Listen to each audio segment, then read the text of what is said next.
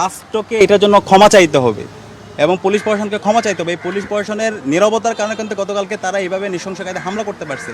এবং গতকালকে আমি 28শে অক্টোবরের একটা প্রতিচ্ছবি দেখতে পেয়েছি। সে 2006 সালে 28শে অক্টোবর লগি বইটা নিয়ে যেভাবে নৃশংস কায়দায় লীগের সন্ত্রাসীরা আমাদের ভাইদের উপর মেরে তাদেরকে সাপের মতো নৃত্য করেছিল, ঠিক একই কায়দায় আমরা গতকালকে এই সন্ত্রাসীদেরকে দেখতে পেয়েছি। সেই শাহবাগের থানার গেট থেকে একদম ওসি রুম পর্যন্ত কীভাবে নৃশংস কায়দায় তারা হামলা করেছে।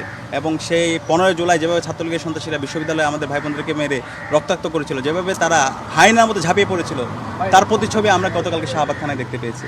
এটা আমরা এরকম কখনো আশা করি নাই যে যারা ফেসিবাদ বিরোধী আন্দোলনে আমাদের সহযোদ্ধা ছিল তারা এইভাবে বিশ্ববিদ্যালয়ের নিরাপরাধ শিক্ষার্থীদের নির্বাচিত প্রতিনিধিদের উপর তারা হায়নার মতো ঝাঁপিয়ে পড়বে। তো আলটিমেটলি এই কাজের মাধ্যমে তারা দেশের কাছে আজকে পরিষ্কার হয়ে গেছে কারা এই দেশের মধ্যে নৈরাজ্য চাই, কারা এই দেশের মধ্যে ক্যাম্পাসগুলোতে সন্ত্রাস চাই। ক্যাম্পাসগুলোতে আবার যেহেতু ক্যাম্পাসের শিক্ষার্থীদের মাঝে তাদের কোনো অবস্থান নাই, তারা আবার সেই ক্ষমতার রাজনীতির মাধ্যমে এই ক্যাম্পাসগুলোতে তারা শিক্ষার্থীদের মধ্যে ভয়ভীতি তৈরি করার মাধ্যমে তারা ক্যাম্পাসে তাদের রাজনীতি বিনিময় করতে চায়।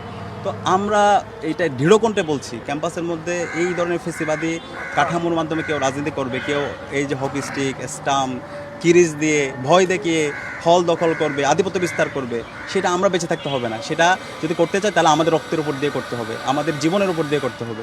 এবং সে জায়গায় আমরা আছি, আমরা শিক্ষার্থীদের সাথে আছি। আমরা প্রত্যেকটা হলে হলে শিক্ষার্থীদের কাছে যাব, শিক্ষার্থীদের কাছে আমরা তাদেরকে আশ্বস্ত করব এবং শিক্ষার্থীদেরকে সাথে নিয়ে আমরা এই সন্ত্রাসকে প্রতিহত করব।